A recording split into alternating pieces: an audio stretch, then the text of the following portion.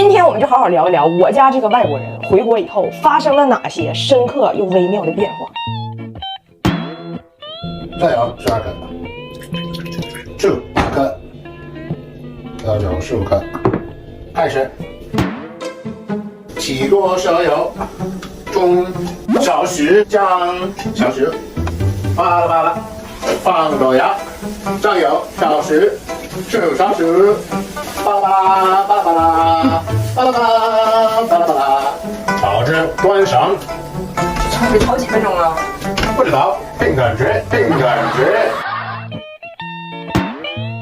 你咋的了？你咋的了？脑炎子撕了疼，我的牙滋儿滋儿疼，我的肚子顶劲儿疼，我这脖梗子隐隐儿的疼。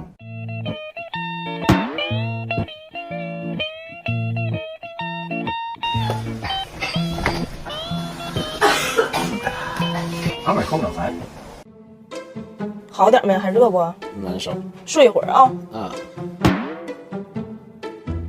哎呦我的妈！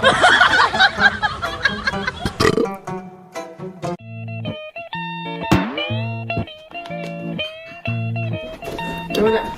不给。你吃你的，我吃我的。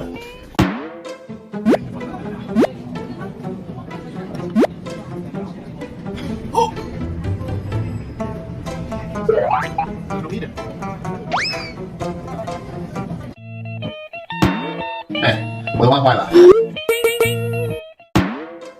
喂，我有安卓宽带。你等着，你都不用出屋，下午人就来。Later， 安装好了啊，那当然了，中国移动宽带上午打电话，下午就能安，上门快，服务还好。移动宽带最高可达1000兆，同时非常稳定。中国移动宽带的用户已经超过了2.3亿，宽带业务这个方面全国规模领先。2023亿是啥？啊，对，我忘了，亿这个概念对你有点陌生。2.3亿呢，就是你加拿大所有的人加一起乘以6，还不如用中国移动宽带的家庭多呢。就是这么一个规模吧，属于。回来多少钱？哎，就拿这个。别跑我，别跑我。上点劲儿啊！再往上点，再往上点，带点腰，带点腰，带点腰。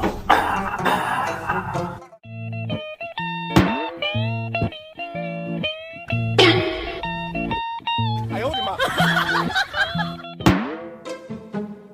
这，你别客气，别客气，别客气，我就坐这儿，我就坐这儿，我就坐这儿。这边，哎，别客气，别客气，我就坐这儿，我就坐这儿，我就坐这儿。这边。哎呀，怎么这么客气呢？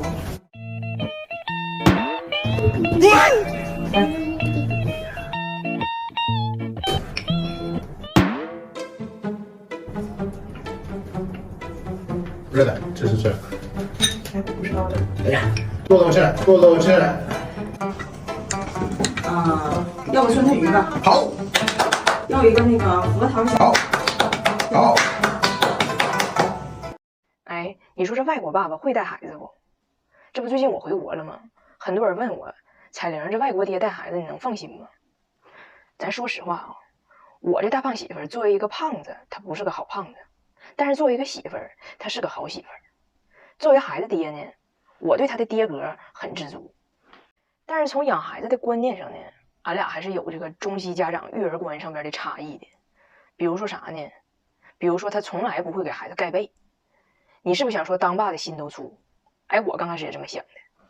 后来去加拿大，发现我婆婆也这样。再后来，我发现我身边所有的父母，就我自己晚上起来给孩子盖被。有一次我去婆婆家嘛，我婆婆让孩子跟她一屋住。早上起来我上楼去看，她自己搁那夸夸给自己美甲呢，那家伙差点窜出火星子，那家伙。孩子亮个小白肚，被全踹下去了。我就赶紧给盖上，我说这么睡肯定得感冒啊。我婆婆呢非常不解，跟我说，她如果冷她自己会处理的。我当时就有点想扇她，你知道不？我寻思孩子不到2岁，你咋不说他如果冷他应该自己给自己织条毛裤腿呢？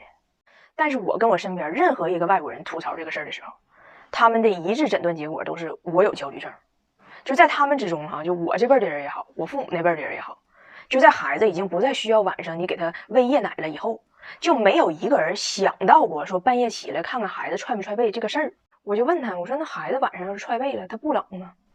他们的回答统一的逻辑是这样的：不喊的健身男，那就是你不够猛；不喝的老丈人，那就是你不会捧；不见的嘟嘟唇，那就是你不会整；不醒的踹被娃，那就是他不够冷。所以他们都这么认为，真冷了他就醒了。那我们大人也是需要休息的。咱再说孩子上学中午带饭这个事儿，如果要是我准备呢，我肯定是头一天晚上给他做出来，那咱整的得差不离儿，对不？如果要是我老公准备呢，那肯定是早晨就是准备上学手忙脚乱的时候，他随手霍吧出来一个什么玩意儿，基本上呢就是三明治、面包抹点沙拉酱，完夹片火腿，完了。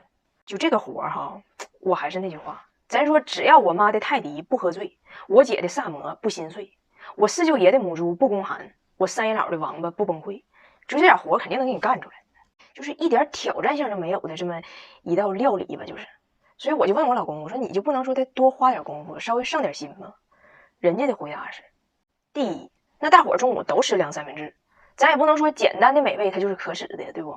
那你说你一天臭豆腐拌大米饭，你燥的直冒汗；老干妈下白面条，你香的直掉毛。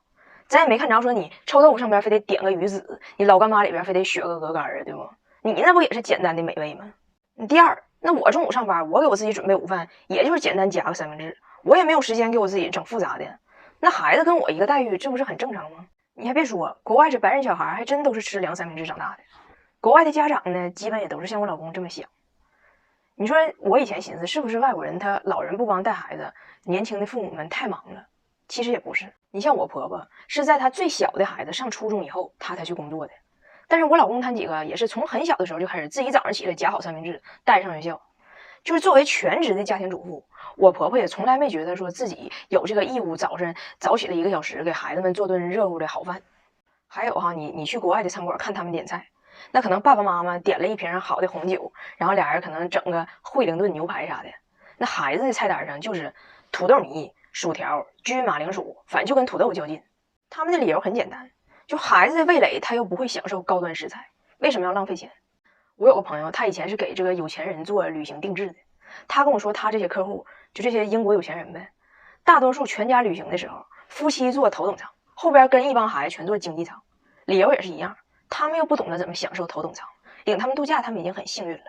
完经济舱呢也有这种情况的，就是孩子小嘛，没有座嘛，父母在座上那俩睡的四仰八叉的，给孩子放地上了，在地上睡。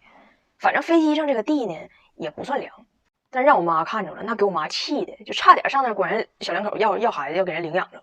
我呢先来试试水，看看这个话题你爱不爱听。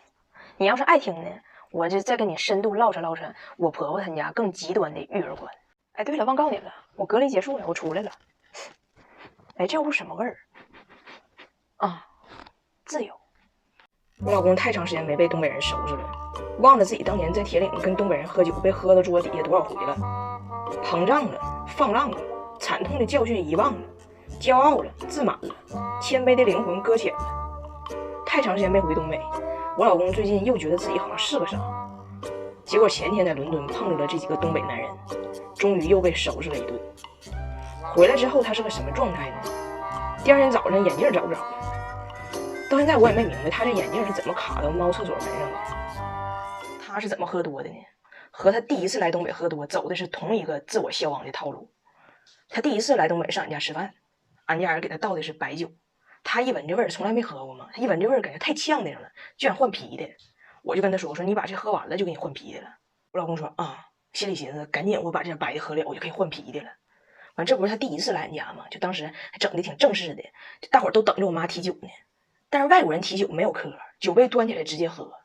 我老公也没寻思就是他这个准丈母娘还有话要说，完我妈酒杯一端，还没等说话呢，我老公嘎家2两杯就给周了。完喝完啊，给我妈吓一跳，全桌都瞅他。完我二姨夫一看这小伙挺嘎咕，就又给他满上了。完我老公就偷摸问我，不说喝完那杯白的换啤的吗？我说的那咋整？那你就这个喝完再给你换呗。但我妈这话不还没讲呢吗？这杯还没提呢嘛。我妈酒杯重新一端，刚要说话，他嘎家又给周了。而且更嚣张的是，人家干完这白的，哎嘎嘎嘎嘎，紧接着又干个啤的。为啥呢？人长心眼儿了，他发现桌上有啤的，就是没有人给他倒。